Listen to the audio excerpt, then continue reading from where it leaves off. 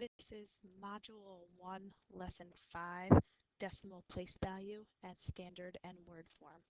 So we have a place value chart for our whole numbers up on the board. And as you can see, I've put in a decimal right here so that everything to the left are considered whole numbers.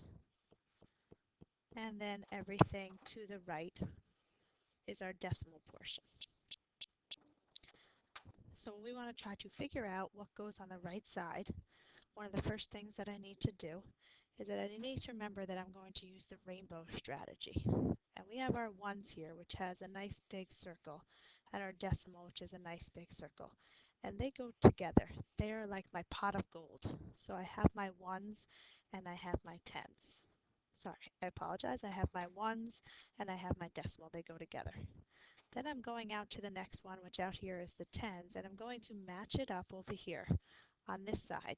So on this side, I'm going to have my tenths. And on the decimal side, you have to make sure that your words end in THS, the ths, like a snake, and it matches up. So it's like a mirror. So once again, we have our ones, which is our pot of gold with our decimal. Then we had our tens, which go to our tenths. And now we go out one more, and many of you can guess that we go out to our hundreds. So our hundreds come on over here, and they make our hundredths.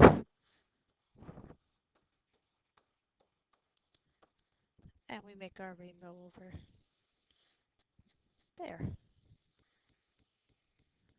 And then if we look and we go one more out, we see out here that we have our thousands, which would match up with our thousandths.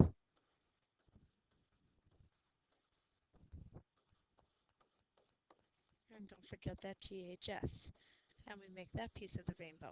So now we have our rainbow, and we only go after the thousandths in 5th grade, but if you kept going, the next spot would be millions, so it's millionths.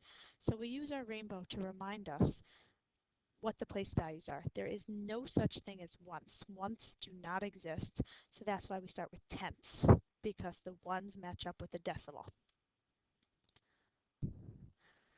So as we had our song when we had our whole number place value, we've now added it to help us with our decimals. So we have our ones, tens, hundreds, thousands, 10,000s, 100,000s, then comes millions. Make a rainbow when you get to the decimals, tenths, hundreds, thousands, left to right.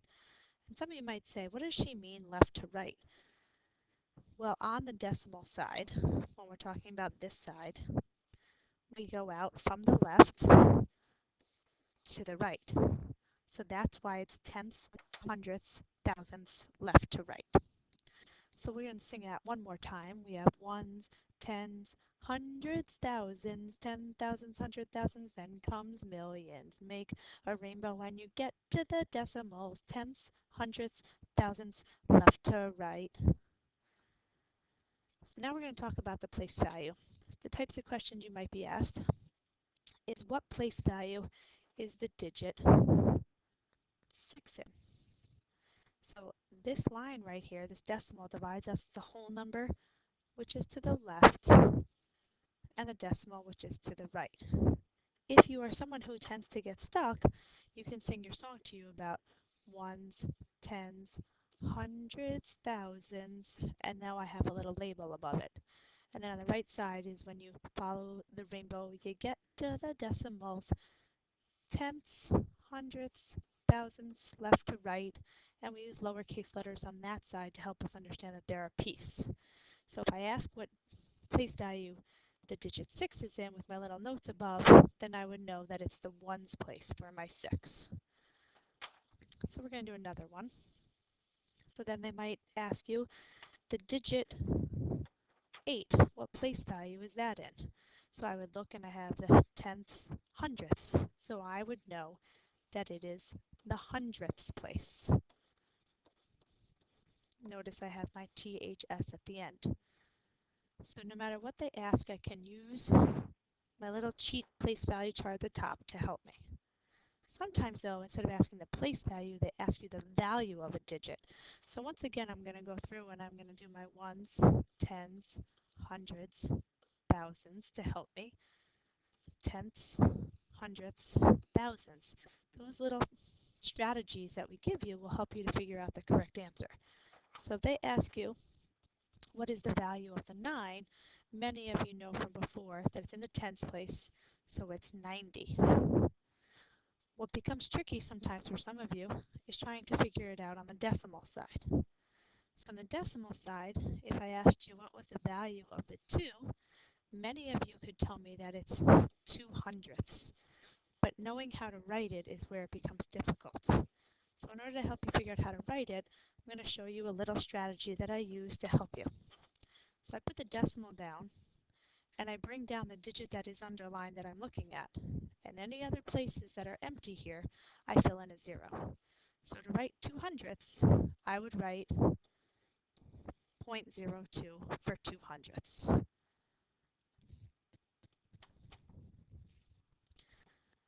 Now when I want to write something in word form, I have to figure out what I'm going to do in order to write this number in word form. So once again, I sometimes write this up above to help me read. And I'm first going to draw a line right where the decimal is. So I read just my number to my left, my whole number, which is 354. So I'm going to write 354. Then I need to figure out what to say because I will not and do not say decimal or point. So instead of that, for the decimal, I use the word and. So now I had my 354, and when I'm doing the decimal side, I read the number as a whole number, which was 69, and then I see what place I ended up living at, which is the hundredths. That's where I ended. So it's end 69 hundredths. That's why I like to write the letters above to help me figure it out when I'm reading it. So we're going to try another one. We're going to write those letters up there again. Some of you might find you only need them on that side because you know the other side. So first I read my whole number, which is 3,582. And now I'm at the decimal. So as we said, we don't say decimal or point. We call that and. And this, we read 7, which is in the tenths place. So I write 7 tenths.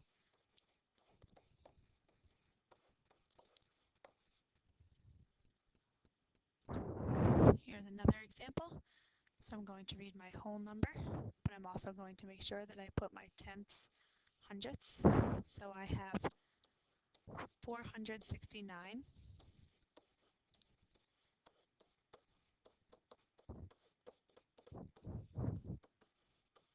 That decimal tells me to write and.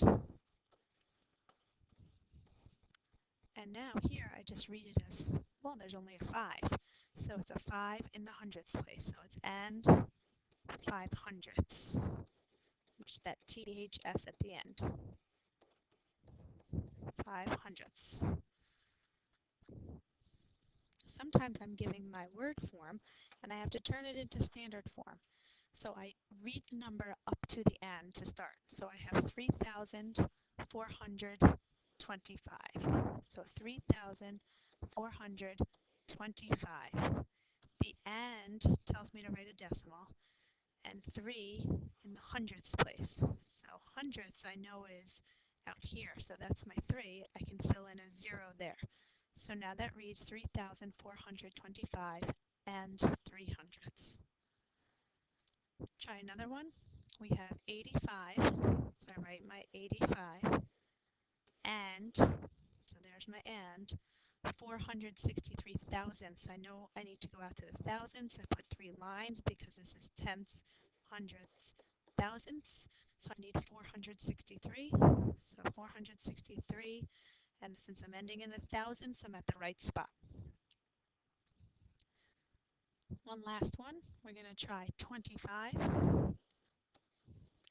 And then we have our and 4 thousandths. So I have tenths, hundredths, thousandths, tenths, hundredths, thousandths, Since I have to go to the thousandths, the 4 is there.